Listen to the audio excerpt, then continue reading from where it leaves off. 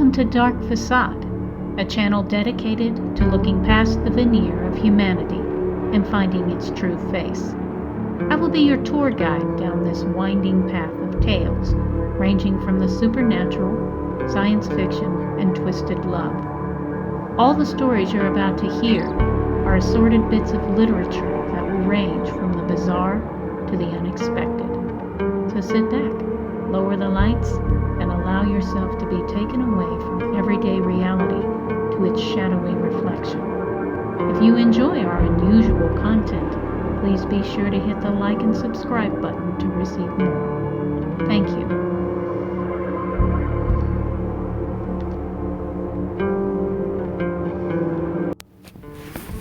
The Book of Dark Names by Katie Rogers, read by Katie Rogers. Chapter 3.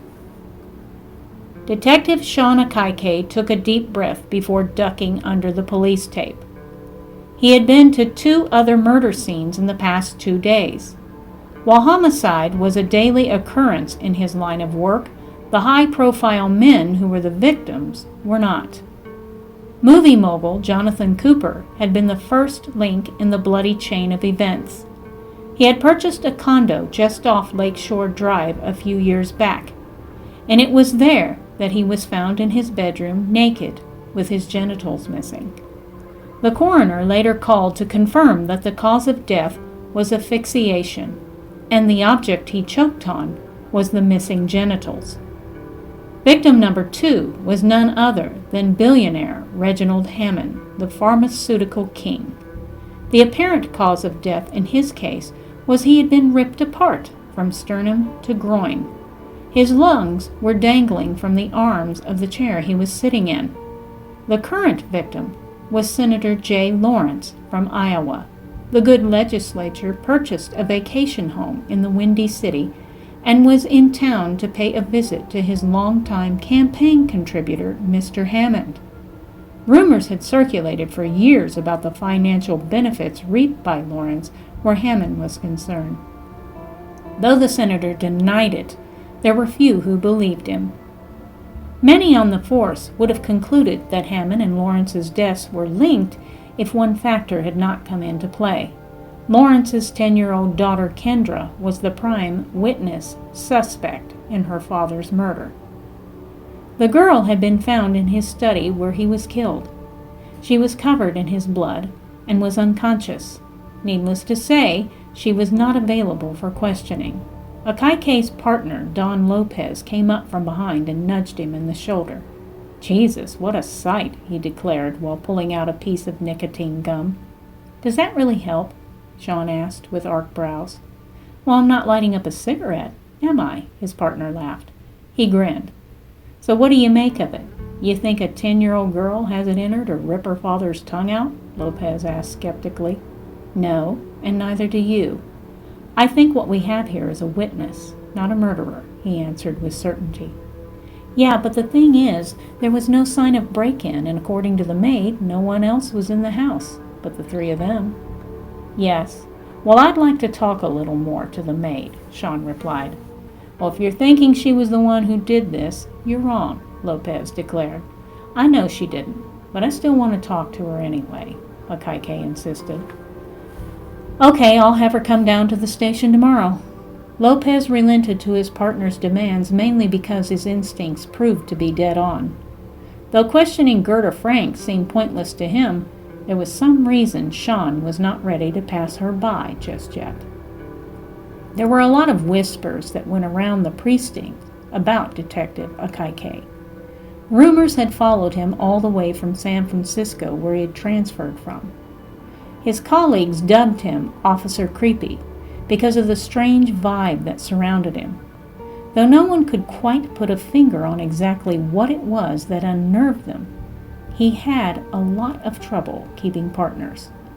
Some went so far to say that that was why he transferred to Chicago. Don Lopez, however, did not agree. Akaike had never left a case unsolved. He believed jealousy, and jealousy alone, was the sole motivation behind the petty gossip. What people chose to call strange or weird, he called killer instinct. Whenever they would start in with their insults, he would remind them of Sean's perfect record.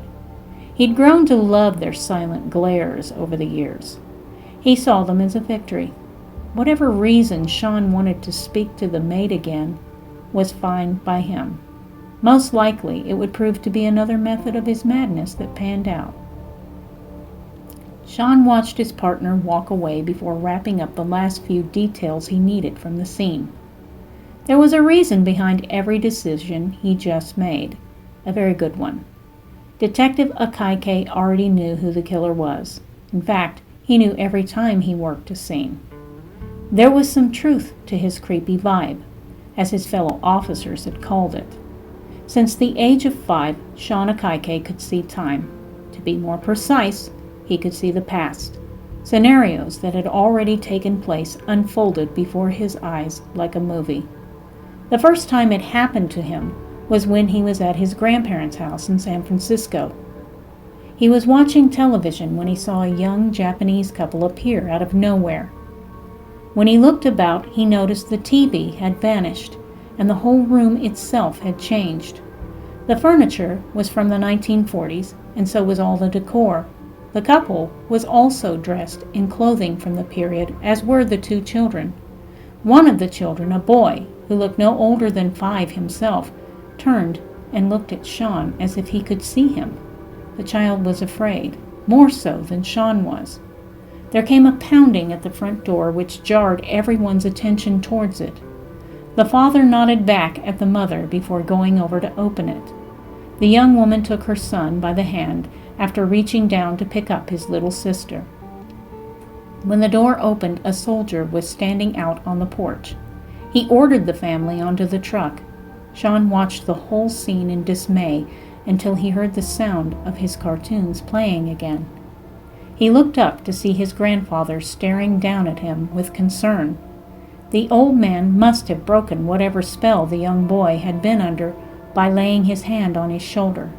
He began to ramble about what he had just witnessed, causing his grandfather's face to change from concern to alarm. It was not because he didn't believe his grandson, quite the opposite. He knew he was telling the truth. What he had seen was a vision from the past, his grandfather's past. The whole scene had taken place years before, when this had been Sean's great-grandparents' house.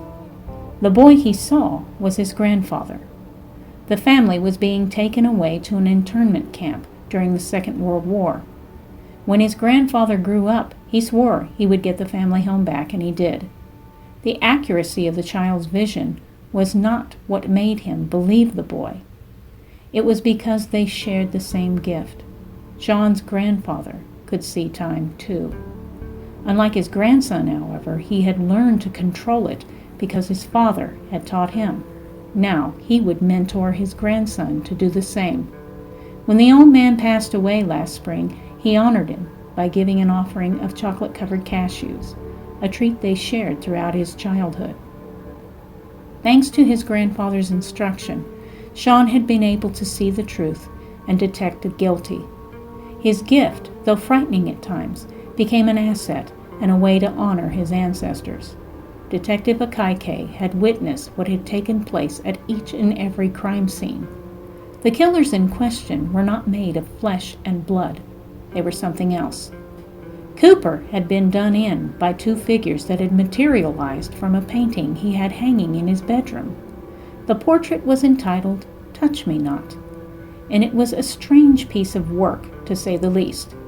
The main focus of the painting was 2 young children, a boy and girl standing in a garden. Directly behind them was a huge window with dozens of ghostly hands pressed against the glass. Through a quick Google search, he learned that the painting was said to be cursed. Anyone who owned it had met a brutal and untimely end. The catch was that the dark powers of the picture could only be awakened by a soul deserving of its wrath. As Sean soon found out, Jonathan Cooper proved to be such a worthy individual. When Akaike had dug a little deeper, he discovered the movie mogul had several charges of child molestation filed against him and then suddenly dropped. He could only guess why, but most likely money and power played a part. On the night of July 10th, Jonathan Cooper finally paid for his crimes. The two children came alive from the portrait, and to the pedophile's horror, he was held down by the phantom hands while the kids cut off his member and shoved it down his throat. Similar dark fates happened to Hammond and Lawrence at the hands of inhuman assassins brought about by cursed objects gifted to them. Reginald Hammond was the latest casualty of the infamous Clements death chair.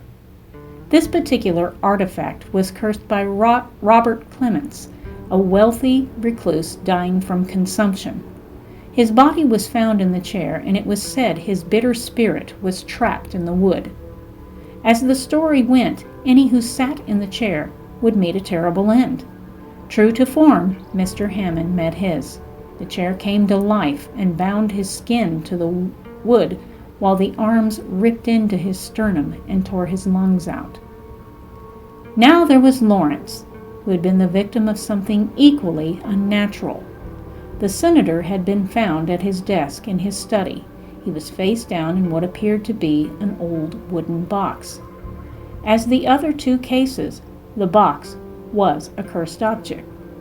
Those targeted by the liar's box was self-explanatory. The fact that it was sent to a politician was dark poetic justice. What was a little puzzling to Detective Akaike was what made Lawrence stand out from his associates. He also wondered if Kendra had been mere collateral damage or figured into the dark plot. In his vision, after Lawrence had opened the box, a bitter melody began to play. As the senator listened, his eyes moved from a cognitive state to one of complete possession. To Akaike's horror, Lawrence then picked up a letter opener and cut out his tongue before slitting his own throat. Kendra had stood by and calmly watched the whole thing with her fingers in her ears. After witnessing the little girl's actions, he knew she had faked passing out. He also knew their chances of ever getting the child to speak were slim to nothing. Despite the fact that he could never reveal such knowledge to a skeptical world, he believed he might be able to bring about justice. There was a common denominator each of these scenes shared. All of the cursed objects had some sort of carving on them. The text was a simple line of either words or symbols that needed translation. Whoever had sent these items had an agenda. He was not entirely sure if their motivation was simply to punish these men or something much more sinister. Nonetheless, Detective Akaike was going to start with questioning Gerda Franks. Since it was she who delivered the gift, perhaps she might be able to help locate the sender. "Detective, may I speak with you?" The pleading voice of Emily Lawrence, the senator's widow, derailed his train of thought. He silently ordered the officers who had blocked her path to step aside with a simple nod. "What can I do for you, Mrs. Lawrence?" he asked. "I've heard some of your people suggest that my daughter is a suspect. Is that true?" The desperation in her voice was as abundant as the distress on her face. "No, she isn't, at least not at this time," he replied. A wave of relief swelled over the young mother's face. "I do think she will need to see a psychologist. She will need one if we're ever going to find out what happened," he told her. "I'm sure it's just shock. I think she just needs to rest and stay away from the circus that's going to come," she replied confidently. "Yes, but we will need to question her. She is our only witness, so she will have to speak with us." "She is a child who saw her father murdered. She needs to deal with that," Mrs. Lawrence declared crossly. "Agreed, ma'am, but it is my job to solve your husband's murder, and I will need your daughter's help. I understand your ire, I do, so let me help you both." He scribbled down the name and number of a therapist on his pad, then handed it over. "This is the contact information of a top child psychologist. She's very good and is often used by the courts to assist children through any trauma they experience. I believe she can help Kendra." Mrs. Lawrence reluctantly took the slip of paper, then read the name. "Evelyn Gray? The Evelyn Gray?" she gasped. "Yes," he nodded. "Thank you, Detective. I'll call her immediately," she said before disappearing into the background. Even though he already knew what had happened, he wanted to help the little girl. Kendra was a victim in all of this. She had witnessed what no child should. He had been told that she was still not speaking. He knew that if anyone could bring the little girl through it, Evelyn could. Everything just depended on her mother carrying through on her promise to call. He hoped she would.